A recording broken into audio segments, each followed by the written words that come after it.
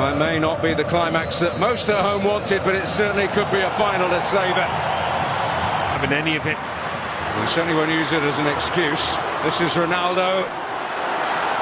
Bruno Fernandes, and in the way is Daily Blind.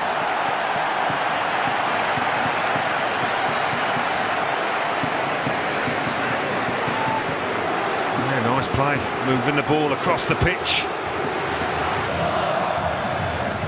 Up against De Ligt here. Whenever De Ligt makes a challenge, he tends to get it right. He thought that'd bounce back off his man, but it didn't. Danilo on the charge. Here is Ronaldo. Van Dijk. And he couldn't resist that one when it bounced up in front of him.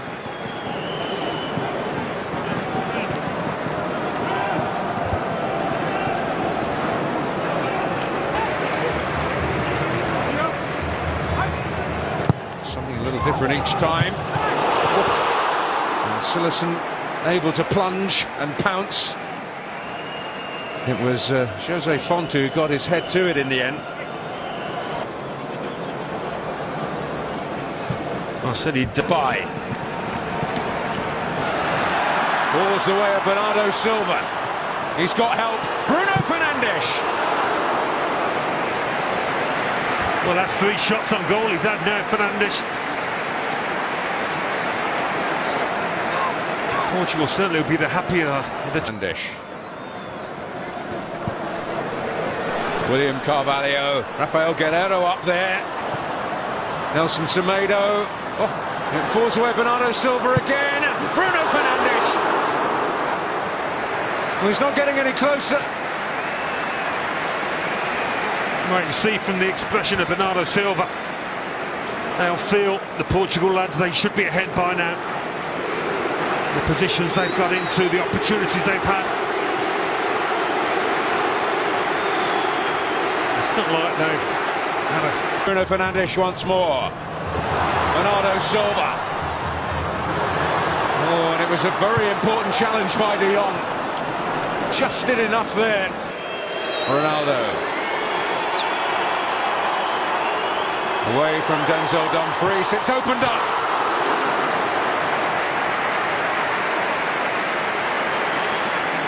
Another effort on target.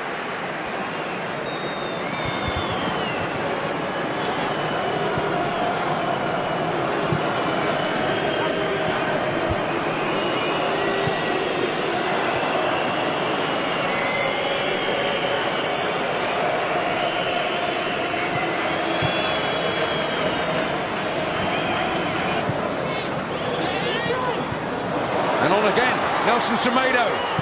Oh. Post. It's an interesting one tonight because only 2 centre-backs are on the pitch. Well, Portugal with less possession are certainly causing the greater threat. Ronaldo warming the hands of Jasper Silesen. Bruno Fernandes always fancying an effort on goal, and no wonder with 33 to his name at club level this season. But at half-time in the UEFA Nations League final, it is goalless. Very interesting season at Sevilla. Quincy Promes played as a wing-back, even as a full-back, as well as sometimes an out-and-out striker this season. Well, it certainly had an impact when he came on against England. Really did make a difference, gave them something different. To Depay.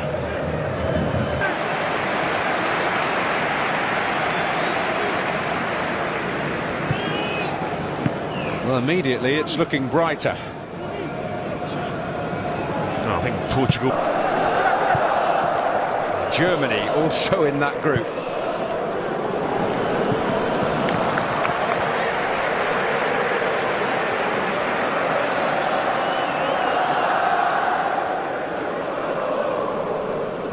Into Ronaldo once more. And fall the way of Depay. Ronaldo is onside. The flag has stayed down. But Rui Patricio produces when he needed to. Yeah, the flag's gone up now. He always waits these days, the linesman, for the move to play out. It's a really frustrating move, I think, because you never quite know. He probably knew, Ronaldo, but he's just got to go ahead with it. And Ganesh. Van Dijk reading the situation again. He did ever so well, Ronaldo, to keep that move going. Oh, have they sprung the trap here? Bernardo Silva. Oh, an urgent action from De Ligt. You don't often see that happen. There's a big gap down that right-hand channel. He knew he was onside. Oh, and Van Dijk won the battle in there, and it was important he did. Guerrero. Ganesh. Well, very, very significant challenge there from Steven Bergwijn, and a fair one. Yeah, he made some ground there to get fairly close to it. Well, it's the Portugal. Much coveted Ajax talent. Oh, great work by Ganesh. Bernardo Silva. Ganesh! Breakthrough!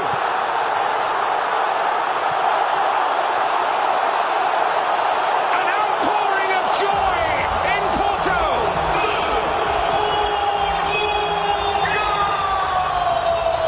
Portugal strike first in the Nations League final. And what a strike it was as well from Guedes. Beautifully struck. Right in the corner it appeared to be. The little nutmeg here that opens up the gap. It's not an easy chance by any means, and Sillerson might feel he could have done better here. But Bernardo, like he did,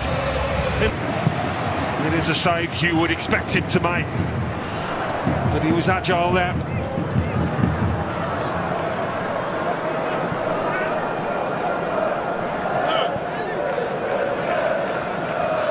Unselfish balls to teammates. Promise will get there. Daily Blind. In comes Denzel Dumfries, and Rafael Guerrero made it his. Free kick awarded in his favour, but a brave and vital piece of defending. Yeah.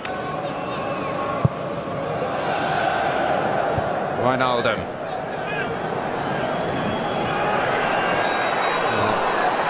I was going to say typical William Carvalho stuff, but it does result in a free kick. Yeah, Devon saw that challenge coming. And the body in the... Promise to Depay. Denzel Dumfries well forward.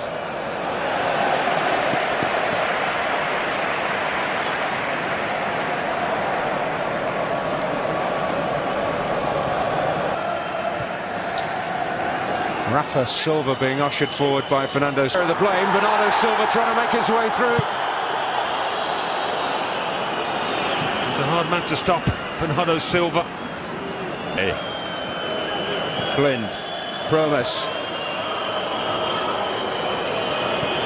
Oh, and Daron coming onto it.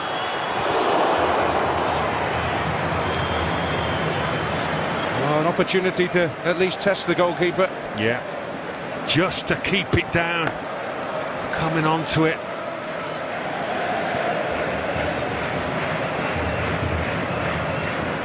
Equalised before they could enact that plan, and then decided they didn't need to.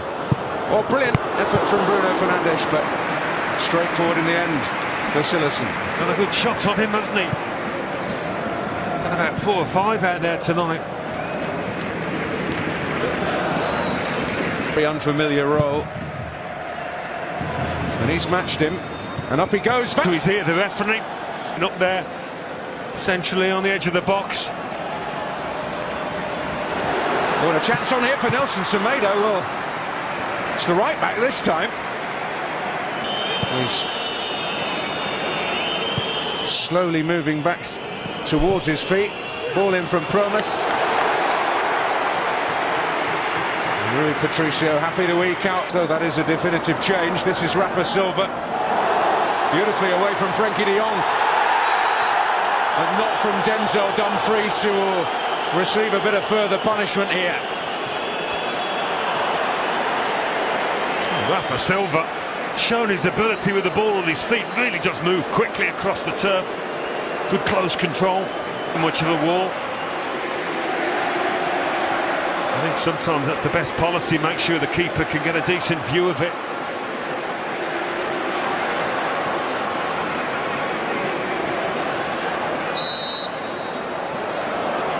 Here it goes. For De Blind. And that's Rui Patricio's and one of the biggest cheers of the night.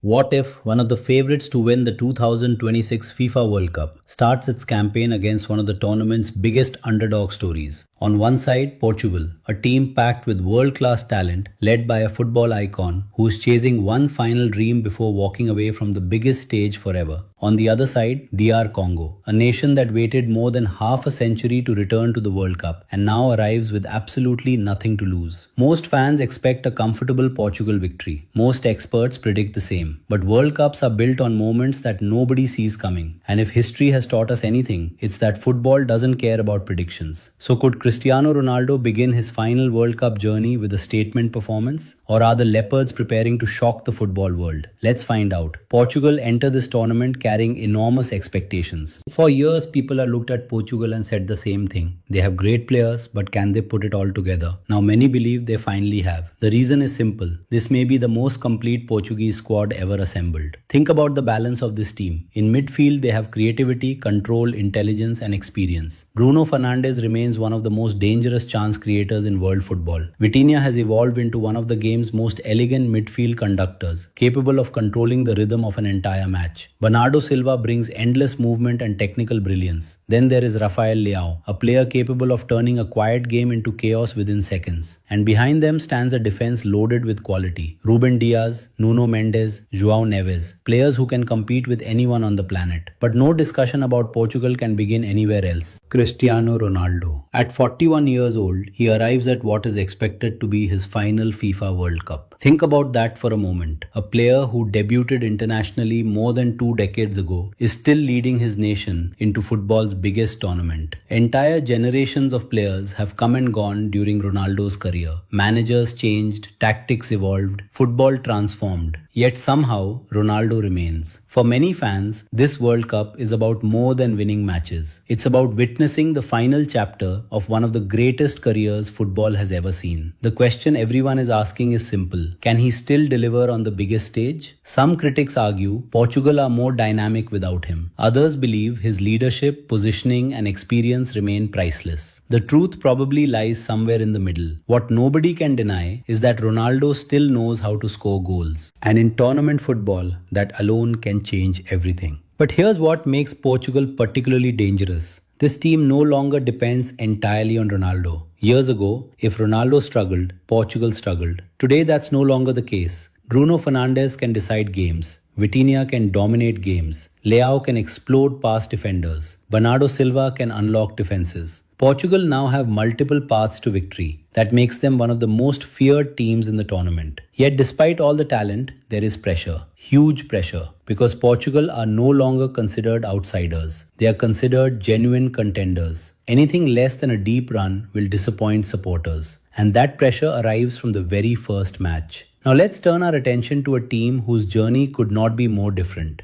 DR Congo. For younger football fans, their World Cup story feels almost unbelievable. Their previous appearance came all the way back in 1974. Think about how much football has changed since then. Entire footballing eras have passed, legends have risen and retired, World Cups have come and gone, and through all of it, DR Congo waited, year after year, qualification campaign after qualification campaign, near misses, disappointments, heartbreak. Then finally, they broke through. And they didn't do it the easy way. Their qualification journey was one of the most dramatic stories in African football. They battled through powerful opponents, they survived pressure-packed matches, and somehow they emerged with a World Cup ticket in hand. For the players, this isn't just another tournament. This is history. These players have already become national heroes before kicking a single ball at the World Cup. But what makes DR Congo truly dangerous isn't emotion, it's talent. Many casual fans underestimate this squad. because it lacks global superstars. That would be a mistake. This team is filled with players competing in top European leagues. They are athletic, disciplined, aggressive in transition, and extremely difficult to break down. Leading the defense is Chancel Mbemba, one of Africa's most reliable defenders over the past decade. His experience could prove invaluable against Portugal's attack. Then there's Yoane Wissa, the pace, the movement, the ability to attack space. If DR Congo get opportunities on the counter-attack, Wissa will likely be at the center of them. Aaron Wan-Bissaka adds defensive quality and recovery speed. And throughout the squad, there is a belief that few teams possess. Because unlike Portugal, DR Congo enter this match with zero pressure. Nobody expects them to win. And sometimes, that freedom can be incredibly dangerous. As kickoff approaches in Houston, the tactical battle becomes fascinating. Portugal will almost certainly dominate possession. They look to control territory, control tempo, control the game. DR Congo will likely welcome that because their biggest opportunities may come when Portugal push too many players forward. One mistake, one counter-attack, one moment of hesitation. That's often all it takes in World Cup football.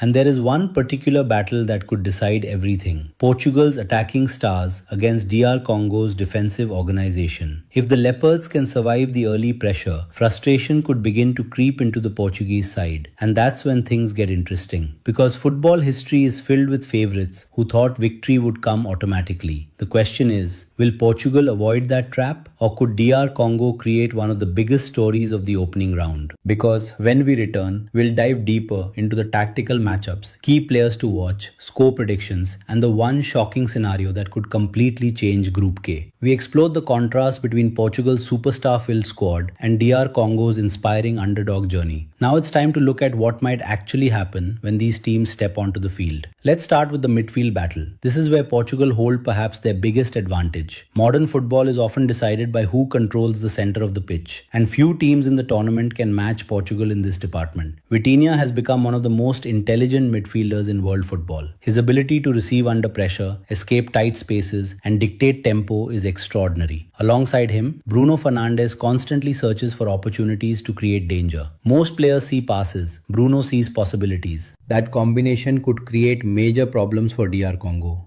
The challenge for the African side will be preventing Portugal from establishing rhythm. If Portugal settle into possession comfortably, they become extremely difficult to stop. Expect DR Congo to stay compact. Expect them to close passing lanes. Expect them to make Portugal work for every chance. And that's where patience becomes crucial. One thing tournament football repeatedly teaches us is that early goals change everything. If Portugal score within the opening 20 minutes, the game could open dramatically. DR Congo would be forced to take more risks. Spaces would appear. Portugal's attacking talent could take advantage. But if the score remains level deep into the first half, pressure begins to grow, doubt begins to appear, and suddenly the underdog starts believing. That psychological battle may be just as important as any tactical battle. Now let's talk about Cristiano Ronaldo. Because regardless of age, regardless of form, regardless of debate, all eyes will be on him. Every touch, every shot, every movement will be analyzed. This tournament carries special significance. Football fans know they are watching the final World Cup appearance of an icon. Players often rise to extraordinary levels during moments like these, and Ronaldo has built his entire career on proving doubters wrong. A goal in this match would not simply help Portugal win. It would become another chapter in one of football's greatest stories. Yet there is another player who could quietly become Portugal's most important performer, Vitinha. Many casual fans focus on Ronaldo. Many focus on Bruno Fernandes. But Vitinha might be the engine that powers everything. If he controls the midfield, Portugal control the match. It's that simple. For DR Congo, the key man may be Yoane Wissa. Against stronger opponents, chances often arrive in limited numbers. When they come, they must be taken. Vissa's pace and directness offer the most realistic route toward an upset. If Portugal's defensive line pushes high, he could find the space needed to create something special. Another fascinating factor is emotion. Portugal are expected to win. DR Congo are expected to compete. Those expectations create completely different mental environments. Portugal carry pressure. DR Congo carry freedom. And throughout World Cup history, freedom has produced some remarkable surprises. Remember, the World Cup is not simply a competition of talent. It's a competition of belief. Some of the greatest shocks ever witnessed happened because one team believed while the other assumed. That is why Portugal cannot afford complacency, not even for a moment. Now let's make a prediction. On paper, Portugal possess superior quality in almost every area. They have more experience at the highest level, more depth, more creativity, more match winners. Over 90 minutes, those advantages are difficult to ignore. However, DR Congo are unlikely to make things easy. Expect a disciplined defensive performance. Expect physical battles. Expect moments where Portugal are forced to remain patient. The first half could be tighter than many expect. But eventually Portugal's quality should begin to tell.